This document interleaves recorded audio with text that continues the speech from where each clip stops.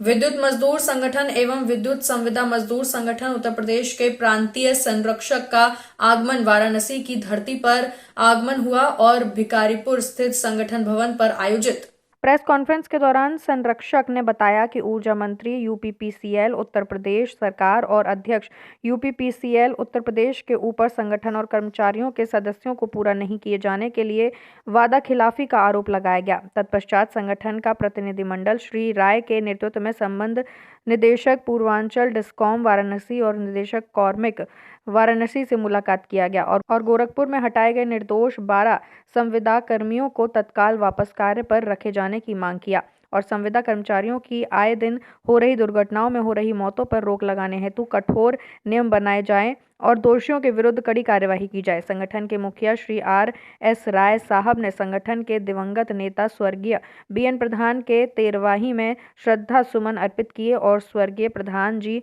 संगठन में दिए गए योगदान को याद किया। जी जी राय साहब, संविदा कर्मियों के लिए क्या मांग है और किस तरह की समस्या है? विद्युत संविदा कर्मियों के लिए हमारी सबसे बड़ी मांग है कि इनका वेतन बहुत कम है, इनका वेतन बढ़ाया जाए। हक इनको नियमित कर्मचारी के बराबर का कानून देता है, लेकिन इनका वेतन कम से कम बढ़ाया जाए। आज जो 8-9 हज़ार है उसके जगह 20-22 हज़ार तो करना चाहिए। दूसरी बात यह है कि ये जो खंभे से गिर के मर जाते हैं बिजली की वजह से, तो उनको जो 5 लाख का मुआवजा मिलता है ये बहुत कम है। उनका परिवार सड़क पर आ जाता है और हर साल 600 लोग मर जाते हैं, इसलिए इसको कम से कम 20 लाख रुपया किया जाए। और तीसरी बात इनके बारे में हमको कहना है कि नियमित जगह आपके बिजली विभाग में 80 हज़ार के करीब खाली है, इसलिए इन कर्मचारियों को जो 5 साल या 5 से ज़्यादा सेवा किए हैं तो उनको नियमित करने की कार्रवाई प्रारंभ की जानी चाहिए। और इसी के साथ हमारा ये भी कहना है कि ये सब काम हमने बिजली विभाग के सामने रखे हैं। 13 दिसंबर को चेयरमैन के निर्देश पर हमारी वार्ता हुई थी विद्युत मजदूर संगठन और संविदा मजदूर संगठन की।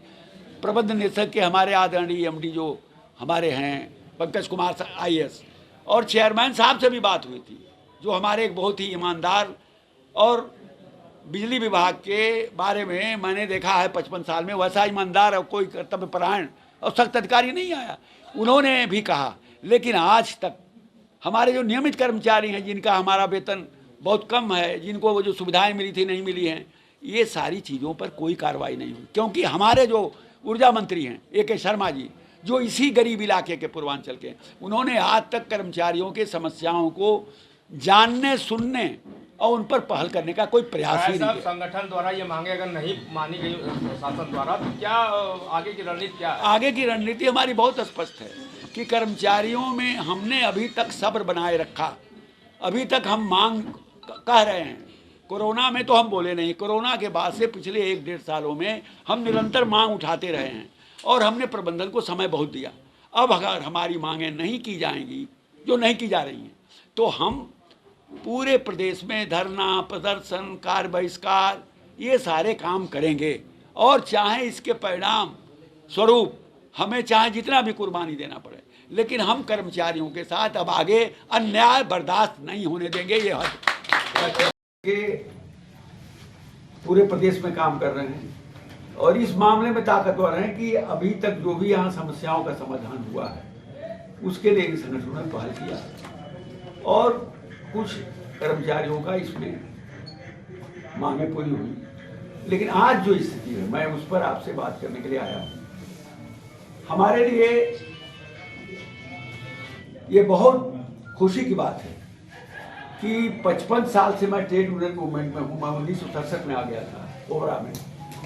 55 साल में आज जो हमारे chairman Shri M. Devraj IAS हैं,